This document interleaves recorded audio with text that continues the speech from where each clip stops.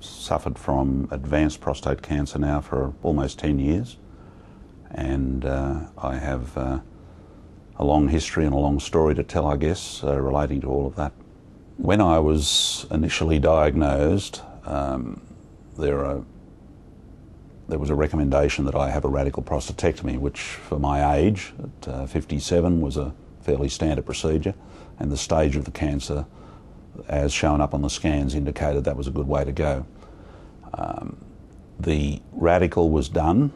I had a good surgeon, and while there were some complications with continence, urinary continence, and other sort of issues associated with that, I gradually came through all of that quite reasonably, and there were no great dramas.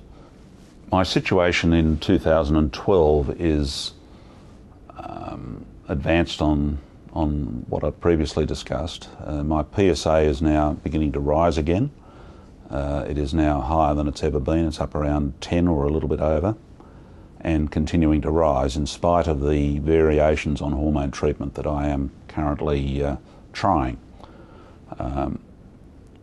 The traditional situation for somebody in my position now would be simply to wait until bone metastases and other complications arise, then to give the person chemotherapy, which may hopefully give some benefit, and then you basically go into the terminal stages. I don't want to sort of go down that path if I can avoid it. I want to put every effort into doing all the things I can reasonably do to extend life, because what you're trying to do is you're trying to buy time all the time, because you're in a race. Your cancer cells are multiplying, but also there is research and developments occurring, which means that there are better treatments coming on stream. So I want to take advantage of that wherever I can. I was driving from work one day to go to a medical appointment, and I started thinking about the situation that I had and where I was at. And I realised that the world is full of good things and bad things, luck and injustice, long lives and short lives, rich people and poor people. All these sort of things are there, and they are driven by hard work in some cases, but in many cases they're driven by luck or random chance.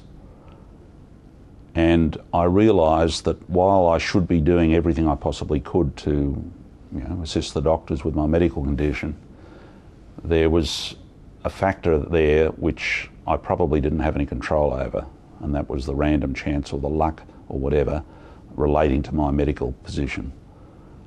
And I don't know whether I'm a bit perverse or not, because knowing that you've got lack of control would normally be something you wouldn't like to hear. But for some reason with me, it gave me a benefit. I felt, I understand now that, I can do everything I can, and as long as I've done that, fine. If it's beyond that, then I can accept that. And I guess that was sort of an acceptance of the disease. Now, I felt a great weight lift off my shoulders when that happened, and I've never felt the fear since, and I don't think I ever will. I can't be sure of that, of course, but I just don't think I ever will. I feel so much better about it, and I've accepted my position and my situation. So I feel that I'm getting more out of life now than I was before, and I fully endorse the tomorrow counts, not only for people with localised prostate cancer who don't have a recurrence, but even for people with the advanced form of the disease. It's difficult, very difficult for people who are close to being terminal, but it is possible for many people in that situation to still have a full and engaging life.